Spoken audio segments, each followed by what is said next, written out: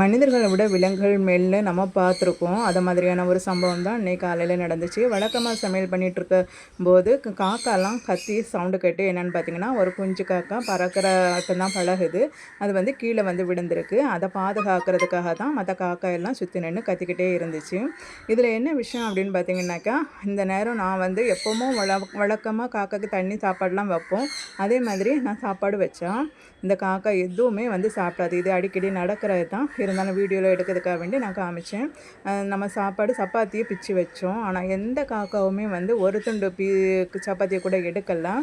அது எடுக்கவும் செய்யாது. இனி கீழே விழுந்த அந்த குஞ்சு காக்கா எப்போ அது தன்னாலே பறந்து மரத்து மேலே போய் உட்காருதோ சேஃபாக ஆனப்புறம் தான் எல்லா காக்காவும் வந்து தண்ணி கொடுக்கும், சாப்பிடும். ஏன் இதை சொல்கிறேன் அப்படின்னாக்கா, இப்போ ஒரு லாரி கவிழ்ந்துட்டு அப்படின்னாக்கா, மனிதர்கள் அதில் அடிபட்டவங்கள காப்பாற்றுறாங்களோ இல்லையோ, அதிலேருந்து கிடைக்கிற பொருளை எடுத்துகிட்டு ஓடுவாங்க. சிலர் வந்து எதுவுமே நடக்காத மாதிரி வேடிக்கை பார்த்து வீடியோ எடுத்துகிட்டு இருப்பாங்க. இன்னும் சிலர் எமர்ஜென்சியான நேரத்தில் கூட பெண்களிடம் தவறாக நடந்து கொள்வதும், அவங்களுடைய உடைமைகளை பணம், நகை அந்த மாதிரியான பொருட்களை திருடிட்டு போகிறதும் செய்வாங்க. எவ்வளவு ஒரு கேவலமான செயல் பார்த்திங்களா?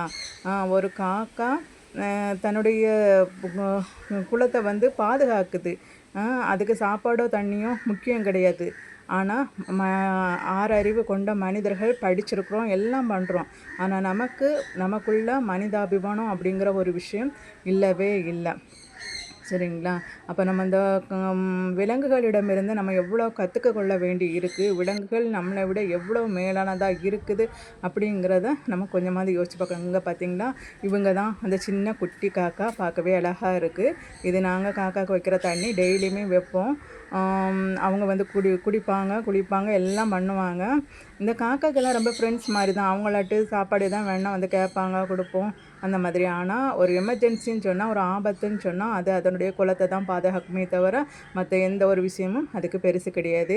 இது அதோடைய அம்மா தான் பாதுகாக்கும் அப்படின்ல, அதை சுற்றி இருக்கிற எல்லா காக்காவுமே இருக்கும்.